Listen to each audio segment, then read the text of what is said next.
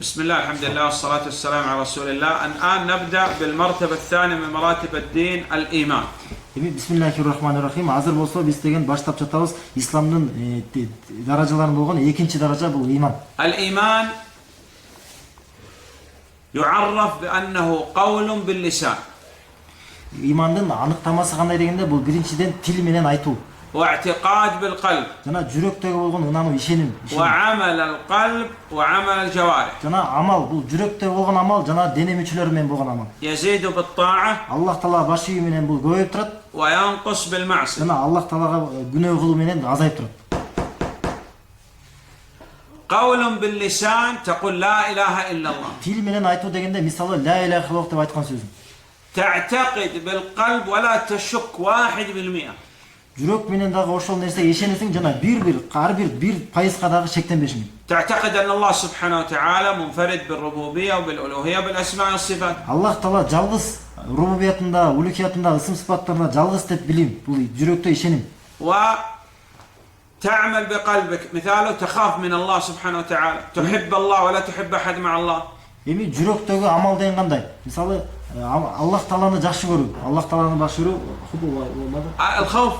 жана коркуу, Аллахтан коркуу. نعم. وتعمل بالجوارح مثلا تدفع الزكاة. Жана амалдар менен дегенде кандай дегенде мисалы зекет берүү. نعم.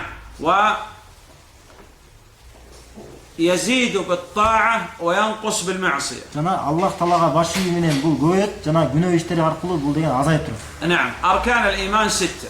Эми ыймандын 6 түркү бар. الأول أن تؤمن بالله. Биринчиси Аллахка ыйман келтирүү. كيف أؤمن بالله؟ Аллахка кантип ыйман келтиребиз? تؤمن بتوحيد الربوبية والألوهية والأسماء والصفات. Аллах тааланын рубубиятына, улухиятына жана ысым сыпатына ыйман келтиребиз. وتؤمن بوجود الله. Жана Аллах таала бар экендигине ыйман келтиребиз. ما هي الأدلة على وجود الله؟ Эми Аллах таала бар экендигине кандай далилдер бар? العقل والحس والفطرة والشرع. العقل يستحيل أن يأتي عاقل وينظر في هذا الكون إلا ويثبت أن لهذه المخلوقات خالق واحد مدبر سبحانه وتعالى. Bunun деген төрт далил бар. Биринчиден акыл, жана ушундай эле дүнүйө, бул дүнүйө акыл, хис. العقل فقط. العقل لا يمكن أن إنسان يأتي عاقل وينظر في هذا الكون إلا ويثبت أن لهذه المخلوقات خالق واحد مدبر سبحانه وتعالى. Биринчи далил бул акыл. Бир адам келип туруп ушул дүнүйөнүн баарын айланып жүргөнүн көрүп туруп деген ой жүгүртсө деген сөзсүз Аллах таала бар экендигин түшүнөт. الثاني من الأدلة على وجود الله الحس. تكون في كرب وشدة ترفع يدك إلى السماء تقول يا رب فرجها تنفرج. النبي صلى الله عليه وسلم قام يدعو وإذا بالغيث ينزل. دليل محسوس ملموس نراه. Жана экинчиси бул деген далил көрө турган далил. Мисалы пайгамбар саллаллаху алейхи деген убагында жанды сураганда деген асмандан жан түшкөн. Ушундай сыяктуу бул көрө турган далилдер. نعم. الثالث الفطرة. كل مولود يولد على الفطرة. Жана үчүнчү нерсе бул фитра. Бул деген адамдын ушундай тубаса жүрөгүндө болгон ишеним. Ар бир адам жаралганда жүрөгүндө ушундай тубаса ишеним менен турат. الرابع الشرع. الأدلة من كتاب والسنة كثيرة تدل على وجود الله سبحانه Эми وتعالى. төртүнчү бул шариаттык далил. Көп деген далилдер Аллах таала бар экендигине далил бар. الركن الثاني من أركان الإيمان أن تؤمن بالملائكة. Экинчи имандын деген экинчи түркүктөрдүн экинчиси бул периштелерге ыйман келтирүү. نؤمن بأنهم عالم غيب غابوا عنا لا نراهم. Биринчиден ыйман келтиребиз, аларды биз көрбөйбүз.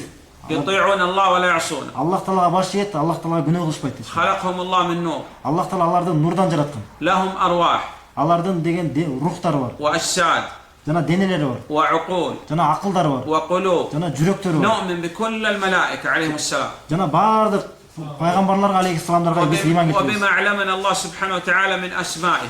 Жана Аллах таала бизге үйрөткөн алардын ысымдарына ыйман келтиребиз. وصفاته. Жана алардын сыпаттарына. من أسمائهم جبريل وميكائيل وإسرافيل. Алардын ысымдары сыяктуу мисалы Микаил, Исмаил же Жибраил. ومن صفاتهم جبريل وميكائيل وإسرافيل. Жибрил, Микаил жана Исрафил. ومن صفاتهم لا يعصون الله ما أمرهم مثلا. Жана алардын сыпаттарын мисалы алар деген Аллах таала буйруган нерселерге баш ийишет. ونؤمن بما أخبرنا الله سبحانه وتعالى من أعمال مثل جبريل عليه السلام موكل بالوحي. Жана Аллах таала бизге кабарлап берген алардын амалдары жөнүндө ыйман келтиребиз. Мисалы Жибрил алейхиссалам деген вахий түшүрүүчү бул периште. والأعمال التي جاءت عنهم. الأخبار التي جاءت عنهم. Жана алар боюнча келген кабарларга ыйман келтиребиз. الإيمان الثالث بالكتب.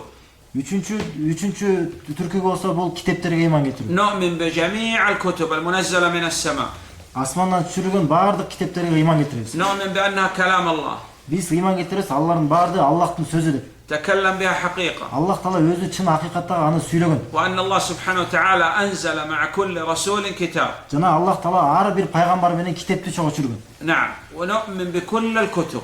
Жана биз бардык китептерге ыйман келтиребиз. وبما علمنا الله سبحانه وتعالى من أسمائها. Жана Аллах Таала бизге алардын ысымдары жөнүндө үйрөткөндүгүнө ыйман келтиребиз. القرآن Куран, والتوراة Таврат, والإنجيل إنجيل، والزبور Забур, وصحف إبراهيم وموسى عليهم الصلاة والسلام. жана Муса алейхиссалам менен жана Ибрахим алейхиссаламдын деген китептери. ونؤمن بما فيها من أخبار وأحكام وأن القرآن ناسخ لهذه الكتب فلا نطالع إلا القرآن. Жана аларында болгон ошо китептерде болгон кабарларга жана өкүмдөргө ыйман келтиребиз. Жана биз ошондой эле Куран буга чейинки болгон китептердин баардыгын өкүмдү өчүрүүчү деп ыйман келтиребиз. الإيمان بالرسل عليهم الصلاة، الأنبياء والرسل عليهم الصلاة والسلام.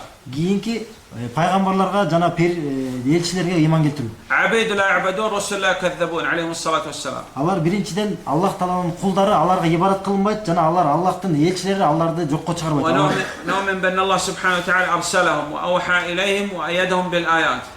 Жана биз билебиз, аларды деген Аллах Таала жөнөттү, аларга деген вахи берди, вахи менен жөнөттү, жана аларды деген өзүнүн аяттары менен аларды колдоду.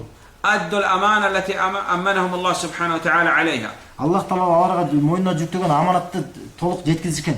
وأكمل نصح الأنبياء والرسل عليهم الصلاة والسلام. Жана эң чын жүрөктөн мамиле кылуучулар булар пайгамбарлар болгон. وبلغوا كل شيء. Жана баардык нерсени жеткизишкен. وجاهدوا بجميع أنواع الجهاد. Жана болгон аракеттин баардыгын толук түрүн баардыгын кылышкан. ونؤمن أن أول الأنبياء آدم عليه الصلاة والسلام. Жана эң биринчи пайгамбар Адам экендигине ыйман келтиребиз. وأول الرسل نوح عليه الصلاة والسلام. Жана эң биринчи элчи бул Нух алейхиссалам. وخاتم الأنبياء والرسل نبينا محمد عليه الصلاة والسلام. Жана пайгамбарлардын жана элчилердин эң акыркысы бул деген пайгамбар саллаллаху алейхи вассалам. كل من ادعى النبوة أو الرسالة بعد موته عليه الصلاة والسلام هو والله كافر كفرا أكبر وكاذب. Эгерде ким болбосун пайгамбар саллаллаху алейхи вассаламдан кийин мен пайгамбармын же элчимин деп эгерде жарыялап чыккан болсо, бул деген Аллахтын касам ичилебиз, ал калпычык. الخامس من أركان الإيمان أن نؤمن باليوم الآخر وهذا يتضمن أن نؤمن بكل ما يكون بعد الموت. Эми 5-чи ыймандын түркүктөрүнүн 5-чиси бул деген кыямат күнүнө ыйман келтирүү. Буга эмне кирет дегенде өлүмдөн кийин боло турган баардык нерсенин баары ушуга кирет. خروج الروح. Мисалы жандын чыгуусу, قبض الملائكة لها. жана периштелердин алып кетүүсү, يصعد بها للسماء. жана асманга көтөрүп алуусу, ثم يعود بها. кайра жанга алып келүүсү. سؤال الملكين عن الأصول الثلاثة في القبر. Жана ушул 3 маселе, 3 негиз боюнча эки периштенин кабырда суроо берүүсү. نعيم القبر. Кабырдын жакшылыктары, рахаты. عذاب القبر نسأل الله السلامة. Жана кабырдагы азап, Аллах Тааланын баары биз сактаган болсун. البعث بعد الموت. Өлгөндөн кийин тирилүү. الحساب. Жана ошондой эле эсеп кысат. الجنة. Жана бейиш, النار. тозок. كل ما يكون بعد الموت هو من الإيمان باليوم الآخر. Жана өлүмдөн кийин баардык эмненин баары болбосун, мунун баары ыйман, өлүмдөн кийинки жашоого ыйман келтирүүгө келет. السادس من أركان الإيمان الإيمان بالقضاء والقدر. Эми 6-чысы ыймандын түркүктөрү бул деген 6-чысы деген тагдырга ишенүү, ыйман келтирүү. نعم. الإيمان بالقضاء والقدر له مراتب 4. Эми тагдырга ыйман келтирүүнүн мунун 4 даражасы бар. العلم. Биринчиси илим. أن تؤمن أن الله سبحانه وتعالى علم كل شيء. Биз ыйман келтиребиз, Аллах Таала баардык нерсени билет, баардык нерсени илим менен камтыган. لا يخفى عليه شيء.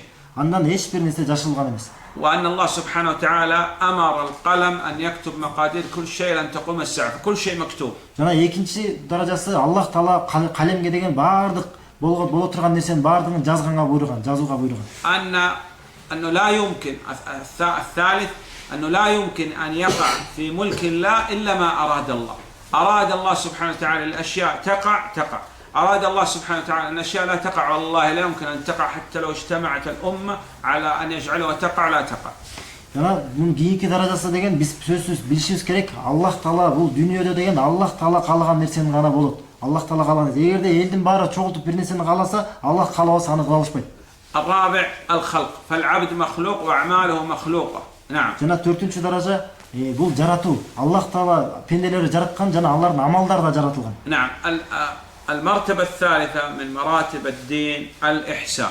Эми исламдын деген даражаларынын үчүнчүсү деген бул деген диндин даражанын үчүнчүсү бул деген ихсан. الإحسان ركن واحد. Эми ихсандын деген бир эле түркү бар. وتحت هذا الركن إما عبادة مشاهدة، عبادة رغبة، حب، شوق فيما عند الله، عبادة الأنبياء والرسل عليهم الصلاة والسلام، أكمل عبادة. Эми эң буга деген өйдөңкү даражасына кайсы кирет дегенде Аллах Тааладан коркуу, Аллах Таалага чын жүрөктөн ибадат кылуу, пайгамбарлардын ибадатында болгон ибадат. إذا لم تستطع الوصول إلى هذه المرتبة لا يمكن أن تخرج عن المرتبة الثانية، فإن لم تكن ترى فإنه يراك عبادة خوف وهرب تسمى عبادة المراقبة. Эми мындан эгерде өйдөңкү даражада Аллахка ибадат кыла албаса, андан мындан ылдыйкы даражада да Аллахка ибадат кылуу. Пайгамбар саллаллаху алейхи айткандай, аны сени көрүп турганда ибадат кылуу, андай кыла албасаң, ал сени көрүп турганын билүү деп. Бул ылдыйкы даражасы. ما الدليل على أركان الإسلام والإيمان والإحسان؟ Эми бул түркүктөрүндө исламдын, ыймандын жана ихсандын түркүктөрүндө далили кандай? نعم. ما هو الدليل؟ Жок, сура кимден сураса ошон жооп бер. ما هو الدليل؟ حديث جبريل عليه السلام. Жибрил алейхиссалам. نعم، حديث جبريل عليه السلام ذكر في أركان الإسلام والإيمان والإحسان. نعم. Жибрил алейхиссалам хадисинде муну деген исламдагы, ыймандагы, ихсандагы баяндалган. والله أعلم. Аллах Таала жакшы билүүчү.